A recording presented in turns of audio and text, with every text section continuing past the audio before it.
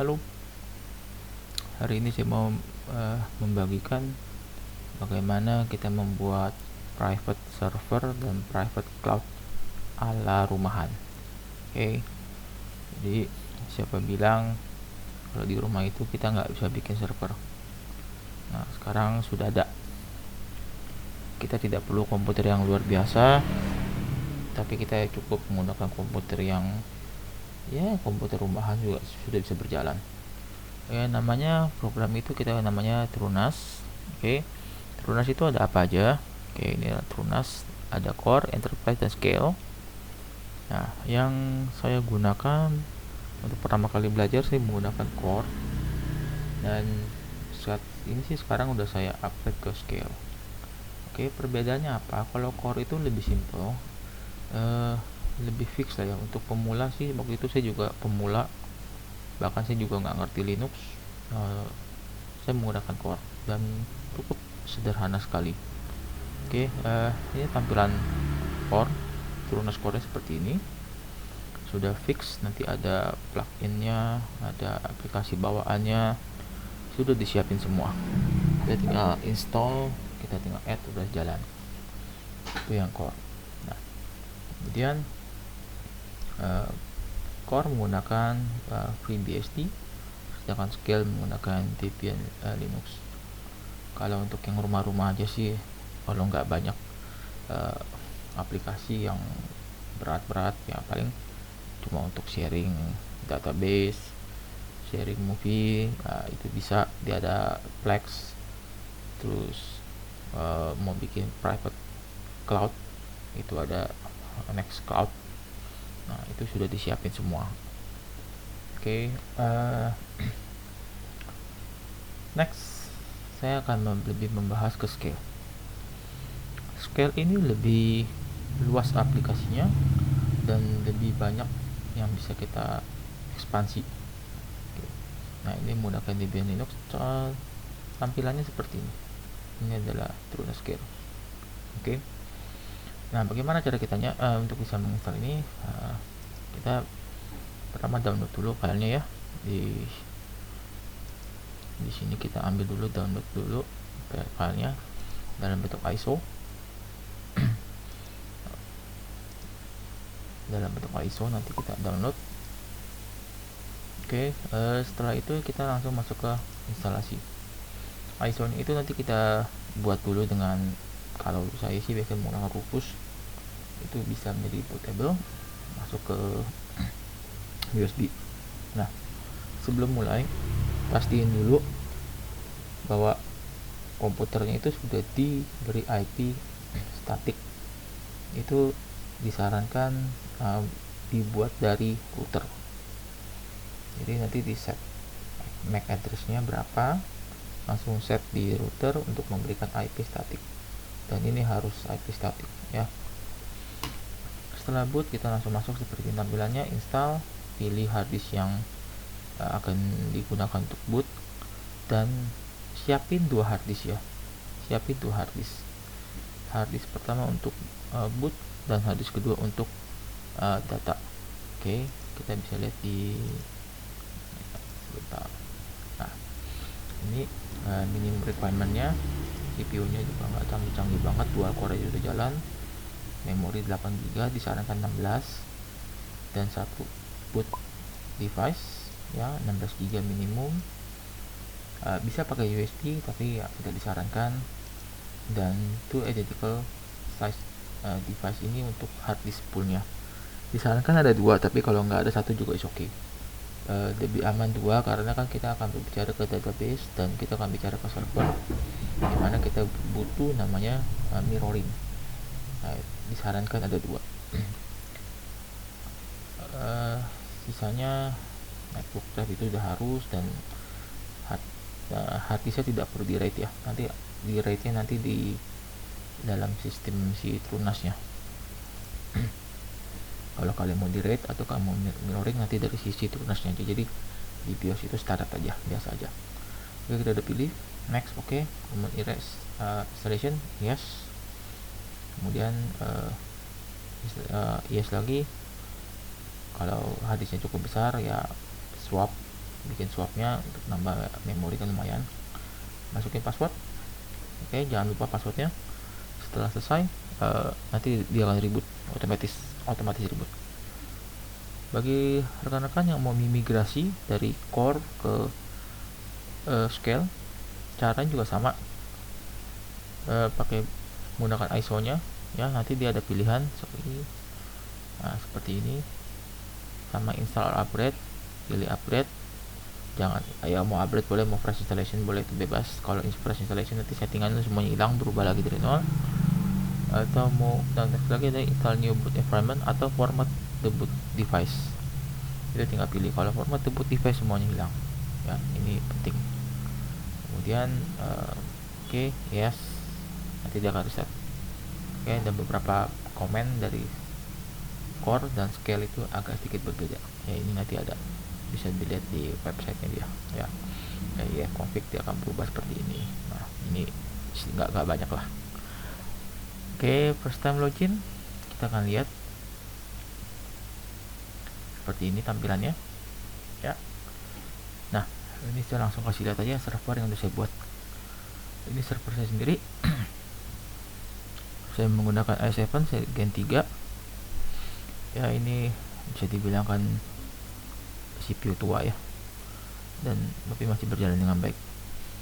Memori saya menggunakan RAM-nya 16 GB. Saya ada 2 storage. Oke, kalau di sini kita bisa melihat disk report-nya. Oke, ini ada 2 storage saya punya ini. Total 2 disk, saya mirroring. Oke. Nah, ketika kalian masuk sini, pertama kali yang harus dikerjain adalah ke general dulu. Apa yang harus dikerjain? Ini. Rubah time zone dulu. Itu pertama. Terus jangan kaget kalau di BIOS-nya itu jam yang di BIOS itu berubah, karena Trunas ini menggunakan GMT. Jadi waktu itu saya juga bingung kok udah dirubah BIOS-nya kok masih ngaco ya. Yang terpengaruh adalah ketika saya bikin jadwal untuk on, kok meleset terus, padahal saya cek kok jamnya benar, dan baru tahu menggunakan GMT. Nah, saya di Jakarta berarti GMT-nya -7. Minus 7. Nah, jadi kalau jam 7 itu yang di BIOS-nya itu 00. Nah, ketika saya mau dia on jam 6, saya harus kurangin 7 jam. Nah, itu trik pertama. Oke. Trik kedua adalah ini. Trunas Scale itu tidak mengaktifkan wait online. Ya, ini juga penyakit satu. Nah, nanti saya kasih ininya, nanti kita buka di shell, kita ketik ifconfig dulu untuk mengetahui interface-nya apa di LAN-nya. Contoh di sini. Nanti ini kan kelihatan, ini ada interface LAN-nya ya. Terus kita buat konfigurasi. Ini berubah-ubah ya, tidak sesuai sama ya, tergantung dari server alatnya masing-masing. Buka di shell, nanti ada di sini shellnya. Buka di shell, kita ketik yang tadi, kita bikin konfigurasi. Nah, ETH0 ini diganti dengan interface yang ada ya. Kemudian kita buat ini nih. Oke, ini kita ganti dengan interface kita buat sama interface ini, dan kita ketik seperti ini, save reboot. Dah, nanti POL nya jalan. Itu trik yang harus dikerjain. Oke. Nah, berikutnya ke storage. Storage ini kebetulan sudah bikin storage full namanya. Ini kalau teman-teman mau lihat, di sini ada disknya, saya ada 4 disk. Saya ada boot pool 2, saya mirroring, dan saya ada main server saya di sini datanya. Ini pun juga saya sifatnya mirroring. Oke. Kenapa saya bikin mirroring? In case kalau ada sesuatu saya nggak repot, saya tinggal disable, saya ganti, udah. Itu kenapa saya bikin 2 mirroring. Oke. berikutnya yang paling penting adalah kita sekarang buat pool. Kita create pool, ketik namanya di sini apa, kebetulan hadisnya sudah nggak ada di sini, nanti kita masukin sini. Nah, kalau ada dua, nanti kita akan pilih stripe, kita akan pilih stripe atau mirroring. Kalau ada dua, dia akan otomatis mirroring. Jadi di sini kita akan rubah. Kalau hadis ada 4, ada 5, ada 6, bagaimana, nanti dia ada pilihan sini, dia akan kasih pilihan terbaik, bisa rate, bisa mirroring, atau mau di stripe. Itu nanti kalian yang atur sendiri. Setelah selesai ya kita save ya, nanti akan muncul seperti ini poolnya. Nah, pool ini fungsinya untuk menyimpan database. Bedanya sama core, dia ada jail. Kalau di scale dia ada namanya AX application. Jadi teman-teman tidak usah ribet untuk membuat database. Ketika kita buat satu tambahan program aplikasi, kita nggak usah bikin database sebanyak ini sih sebenarnya. Nanti dia akan masuk semua ke sini. Nah, kalau mau buat seperti ini juga nggak masalah. Kalau saya buat ini seperti ini, kenapa? Supaya nanti saya tahu, oh konfigurasi Nextcloud ada di folder ini, oh, konfigurasi net data ada di sini. Jadi ya memudahkan saya untuk mencari kalau ada masalah. Ya, seperti ini. Nah, berikutnya yang sangat penting dan bagi saya ini poinnya adalah di sini, application. Kalau di core aplikasinya tidak sebanyak ini. Oke. Ini aplikasinya banyak sekali. Pertama dari official. Oke, nanti ada lagi dari namanya TrueChart. Nah, nanti tambahinnya di sini. Manage katalog. Nanti saya kasih di deskripsi ya. Tambahinnya seperti ini. TrueChart, ambil sini katalognya. Oke. Nah, nanti langsung muncul banyak sekali. Nah, awalnya pas lagi saya di core, pas pindah ke scale, terus terang scale kok agak susah ya, karena ini kan tampilannya nggak seperti core. Kalau core ini semuanya dimunculin semuanya kalau di core. Nah, itu kan kalau core kayak gini semuanya dimunculin semuanya, jadi gampang nyarinya.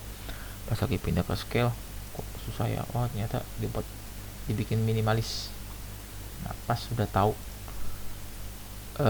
aplikasinya, wah udahlah, saya kayaknya akan tetap di scale karena ekspansinya cukup banyak, besar. Nah, kalau data di sini masih kurang, ya aplikasi masih kurang, ada lagi namanya launch Docker image. Ini saya rasa yang sudah bermain di Linux sudah tahu lah. Oke, bisa masuk ke hub di sini, kita bisa ngambil. Nah, contoh yang saya udah ambil di sini Edgard. Oke, ini saya ambil dari sini. Nah, ini Edgard saya bikin dari situ. Kalau mau dilihat, nah image-nya dari sini saya ambil. Oke, nah itu kelebihan dari si scale. Nah, nanti bedanya apa sih official dan TrueChart? Official itu sudah disiapin seminimal mungkin dan semudah mungkin, jadi kalian cuma tinggal isi contoh ya. Saya kasih lihat contoh di Nextcloud saya. Nah, ini Nextcloud, ini untuk private cloudnya. It's very simple. Jadi tinggal kita ketik nama seperti ini, hostnya, IP yang mau diakses di mana, passwordnya admin. Nah, terus ini saya nggak apa-apain dari standar sudah. Nah, kalau ini saya rubah, kalau nggak mau rubah juga nggak apa-apa, bisa ikut standarnya juga karena saya udah buat plotting seperti ini. Jadi saya memang sengaja semua database di Nextcloud ada di folder Nextcloud sendiri. Kalau nggak mau juga is okay, nggak apa-apa, nanti dia masuk ke foldernya sendiri. Nah, kita cuma next saja kok, nggak usah banyak pusing-pusing, nanti save udah dan dia langsung jadi, kita bisa langsung pakai seperti ini. Oke. Nah, ini beberapa aplikasi yang saya baru install. nanti teman-teman bisa tambah lagi lah di sini. Oke, nah kelebihan berikutnya lagi, ada service di sini. Kita bisa lihat ada FTP, bisa dibikin FTP juga, ada SMB ini kan kita di Windows ya, kebanyakan sih ya. Ini kita bikin share satu folder, nanti bisa kita bikin yang ini buat siapa, ini buat siapa, ada akses masing-masing. Web dev juga bisa kita bikin, jadi kita kayak FTP di browser. Nah, inilah scale. Saya tidak terlalu menjelaskan lebih detail lagi, karena saya juga masih dalam tahap belajar untuk scale ini.